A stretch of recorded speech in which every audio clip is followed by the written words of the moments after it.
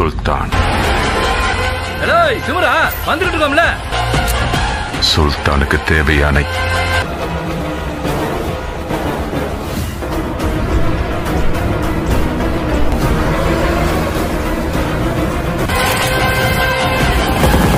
Assalamualaikum guys, oke kembali lagi bersama Draft Movie Review.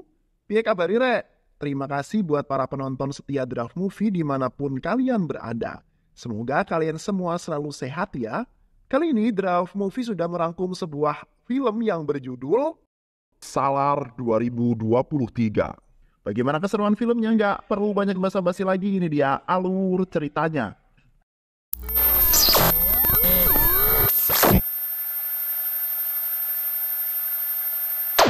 Kanzar 1985, Deva atau yang biasa dipanggil Salar berteman dengan Farda Raja atau bisa kita sebut juga dengan Farda, putra Raja Kansar, Raja Manar. Saat ini mereka berada di sebuah arena pertarungan yang sangat terkenal di Kansar. Setelah sebelumnya Deva meminta Farda untuk mengatakan siapa orang yang melepas cincin hidungnya. Sebuah cincin yang berarti dalam sebuah keluarga besarnya. Farda memberitahu jika yang melakukannya adalah saudara tirinya, Rada. Di arena pertarungan, Deva bertanya pada Rada apa yang bisa dia lakukan agar Farda mendapatkan kembali cincin hidungnya. Rada menantang Deva untuk mengalahkan seseorang penggulat di arena pertarungan. Secara kekuatan, Dev tidak akan bisa menjatuhkan penggulat tersebut. Namun, Dev tidak hilang akal. Dev menjatuhkan penggulat tersebut menggunakan tenaga listrik dari kabel, walaupun dengan resiko dia akan kehilangan nyawanya akibat aliran listrik tegangan tinggi. Namun Dev tetap melakukannya untuk sahabat tercintanya. Rada dengan panik mengembalikan cincin itu kepada Farda. Namun sebuah peristiwa membuat ibunya Dev memutuskan untuk pergi meninggalkan kota Kansar.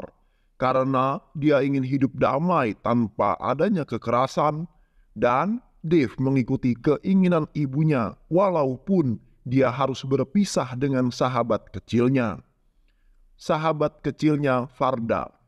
Beberapa puluh tahun kemudian di kota Kansar, kedatangan Adia kembali ke India, membuat dua kelompok berbeda bersiaga. Satu ingin menculiknya dan satu lagi ingin mengamankannya. Adia memegang informasi penting mengenai informasi kudeta yang dilakukan di Kansar. Kelompok yang dipimpin Rudra, pendukung kudeta akan menculik Adia saat dia tiba di bandara, namun dapat digagalkan. Adia selamat dan disembunyikan di sebuah ibunya Dev dengan menyamar sebagai seorang guru bahasa Inggris tanpa diketahui identitas yang sebenarnya oleh ibunya Dev. Namun ibunya Dev tidak mudah begitu saja percaya dan selalu menanamkan sikap waspada dan bersikap keras kepada siapa saja. Ibunya Dev membuka sekolah untuk anak-anak di sekitar mereka tinggal. Hari pertama mengajar adalah cobaan yang paling berat dan sangat luar biasa untuk Adia karena dia tidak disambut baik oleh anak-anak yang ada di sana. Ibunya Dev hidup dalam ketakutan, takut jika Dev akan terlibat dalam perkelahian, sehingga dia mengambil sumpah agar Dev berjanji untuk tidak terlibat dalam perkelahian.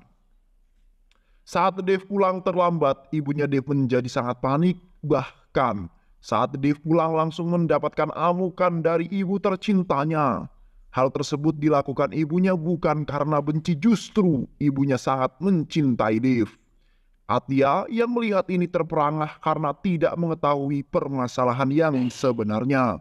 Bahkan saat Atia membeli beberapa keperluan sekolah dan diganggu oleh preman yang ada di pasar, Dev yang datang hanya meminta untuk tidak mengganggu. Bahkan saat Atia akan dilecehkan, Dev hanya diam menyimpan amarah karena terikat sumpah dengan ibunya. Beruntung, polisi datang dan preman tersebut melarikan diri. Namun kejadian itu membuat Adia kesal pada Dev. Di sebuah pelabuhan, kelompok kudeta mendatangkan barang dari luar negeri lewat pelabuhan. Saat akan meninggalkan pelabuhan, mobil mereka diberhentikan oleh polisi-polisi yang ada di sana. Namun, saat membuka kontainer, para polisi itu ketakutan karena melihat stempel kerajaan Kansar. Lalu, kemudian membiarkan mobil-mobil itu pergi dengan begitu saja. Rudra menyebarkan foto Adya pada semua anak buahnya. Ketika salah satu anak buahnya memberitahu di mana keberadaan Adya, mereka segera bergerak menuju pertambangan, di mana Adya ada di sana untuk mengantarkan makanan miliknya Dev. Saat Adya dibawa pergi oleh anak buah Rudra, Deva hanya bisa diam di tempat karena terhalang sumpah untuk tidak berkelahi. Namun saat ibunya Dev tiba dan melihat tidak ada yang berani menolong Adya, ibunya Dev terdiam dan memberikan restu untuk Dev berkelahi dengan anak buahnya Rudra. Anak buah Rudra dapat dikalahkan oleh Dev, sedangkan anak buah Dev yang berada di ruang kendali gemetar ketika tidak sengaja melihat Dev yang berfoto di belakang Adya. Dev ditakdirkan menjadi penghalang untuk menggulingkan pemerintahan yang ada sekarang. Kembali ke rumah Dev, ibunya mengungkapkan kemarahannya karena dia sudah dibohongi saat kedatangan Adya. Alasan kuat dirinya mengambil sumpah agar Dev tidak terlibat dalam pertarungan adalah trauma suami dan juga melihat banyaknya orang yang meninggal karena perebutan kekuasaan. Adya memiliki permintaan terakhir, yaitu menyerahkan sebuah benda yang dibawa dari luar negeri kepada ayahnya. Untuk pertama kalinya setelah puluhan tahun, Dev dan ibunya menginjakan kaki di kota Kansar. Menggunakan senjata yang sudah dipersiapkan sejak lama tanpa sepengetahuan ibunya, Dev membuat kekacauan di Kansar. Banyak para pemberontak yang tewas di tangan Dev. Tato yang tersemat di lengan kirinya membuat banyak orang ketakutan. Sebuah tato yang menunjukkan kekuatan yang sangat besar yang akan dimiliki Dev. Kakak perempuan Farda bangkit dari keterpurukan akibat dia sudah menunggu lama untuk saat ini. Baba pun memberi kabar pada Farda jika Salar telah kembali.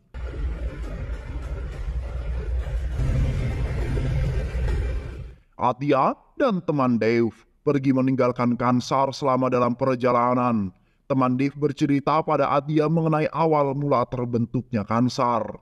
Siva adalah pendiri Kansar yang kekuatannya hingga daerah-daerah lain bukan sebagai suku penakluk. Namun siapa saja yang mencari masalah dengan Kansar pasti akan berakhir ditaklukkan di bawah kekuasaan Kansar.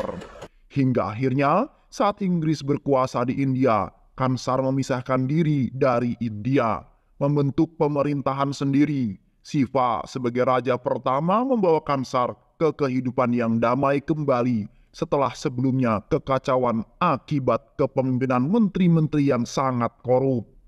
Siva membentuk pemerintahan yang diwakili beberapa menteri, yang di sana Kansar dengan identitas sebuah gelang.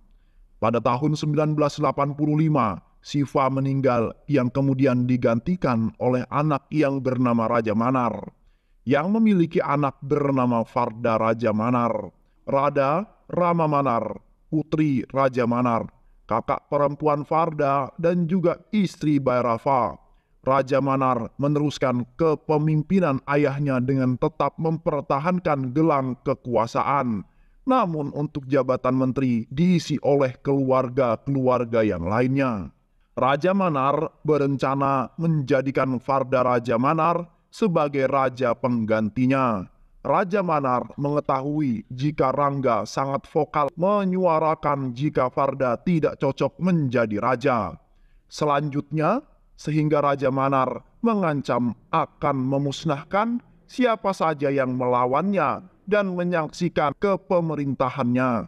Raja Manar juga mengetahui jika orang tua Rangga mendapatkan gelang pemerintahan dengan cara menukar nyawa ibu dan Dev dari Farda. Dan ini juga yang membuat Rangga dipandang sebelah mata oleh menteri yang lainnya. Namun para menteri dan penasihat Raja Manar yang juga tidak setuju dengan keputusan Raja Manar mengenai pengangkatan Farda merencanakan kudeta untuk membunuh Raja Manar, dan Farda dengan menyewa pasukan dari luar negeri untuk menyerang Farda Raja di Kansar. Bahkan Bhairava menantu Raja Manar juga terlibat dalam rencana kudeta. Kudeta dimulai dengan mengutus pandit menyerang orang-orang yang mendukung Farda. Farda Raja dan anak buahnya berhasil melarikan diri dari Kansar dan pergi menemui Dev yang saat ini berada di luar Kansar. Sekelibat kenangan masa kecil kembali terkenang dalam ingatan Farda. Setelah sekian lama, akhirnya mereka dapat bertemu kembali. Begitu juga dengan ibunya Dev yang baru pulang mengajar, terkejut dan syok dengan kedatangan Farda, sahabat kecil anaknya tercinta. Mengenang masa lalu, ibunya Dev menyuapi Farda seperti saat dahulu mereka masih bocil. Dev tidak menghiraukan ketika Farda meminta bantuan padanya, hingga saat ibunya memberikan izin kepada Dev, mereka semua kembali ke Kansar, kota dengan tingkat keamanan yang paling tinggi. Melewati beberapa penjaga dan juga harus menuliskan keperluannya masuk dalam Kansar.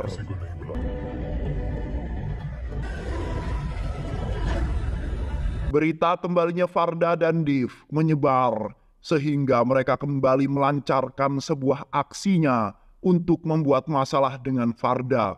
Namun Farda dan teman-temannya masih bersabar dan menunggu waktu yang tepat untuk melakukan perlawanan yang mereka sudah rencanakan dari jauh-jauh hari. Saat mabuk, Farda mengungkapkan keluh kesahnya yang sudah capek kali ya. Kegagalannya menjadi pemimpin yang dapat membawa sebuah perubahan besar di dalam kepemimpinannya. Saat para menteri dan penasihat kerajaan melakukan sebuah rapat koordinasi, pandit mengatakan jika seseorang telah datang dan akan membawa kematian yang sangat luar biasa.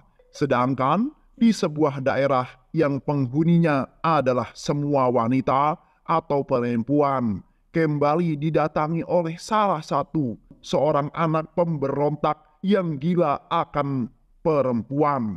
Dia selalu mencari gadis muda dari suku yang mendiami wilayah tertentu di Kansar. Dengan anak buahnya bermain layangan untuk memotong talinya dan menentukan gadis mana yang akan dia ambil dengan melihat di mana layangan itu jatuh.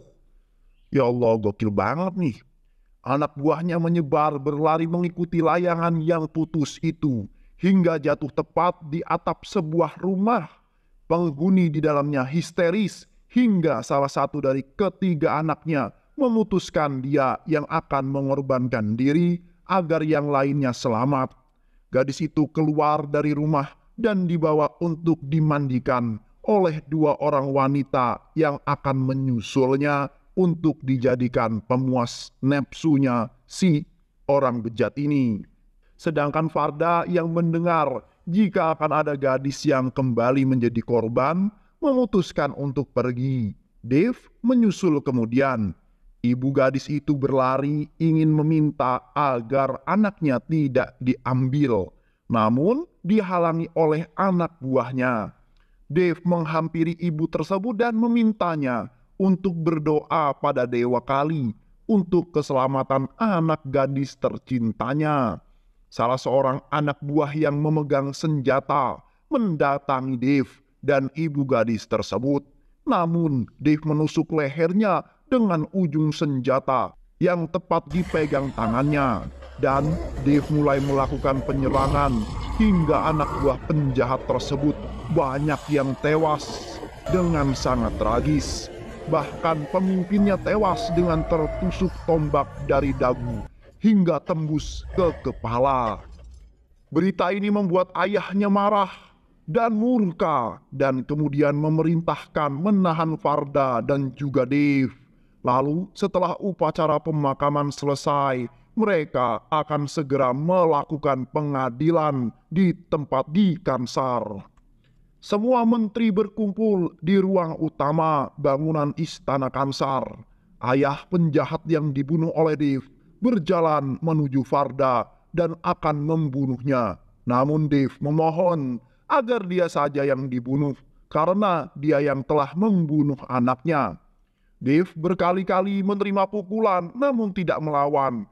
Baru saat Varda mendekat dan akan dilukai oleh ayah penjahat tersebut, maka Dave bereaksi dengan merebut pedangnya dan memotong tangan laki-laki itu. Kemudian memenggal kepalanya tepat di depan semua orang.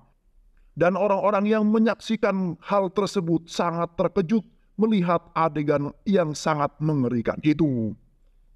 Setelah kejadian itu, mereka kembali ke penjara menunggu keputusan selanjutnya. Sementara itu, Rangga telah menyiapkan anak buah yang sangat buas dan haus darah jika mereka melihat orang lain.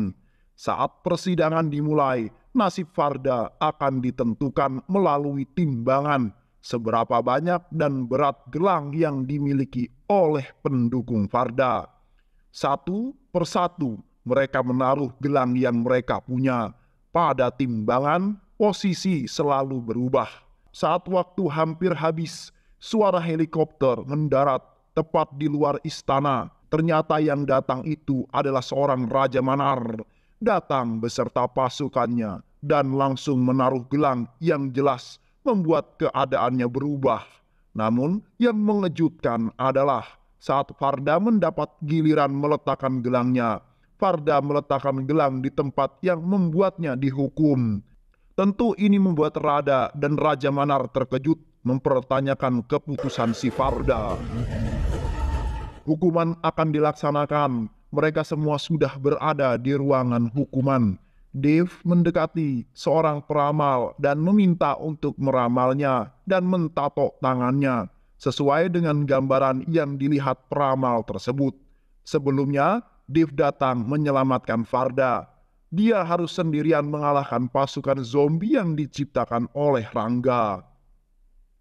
Terdesak hingga saat Dave datang menyelamatkannya, berdua mereka mengalahkan pasukan zombie tersebut.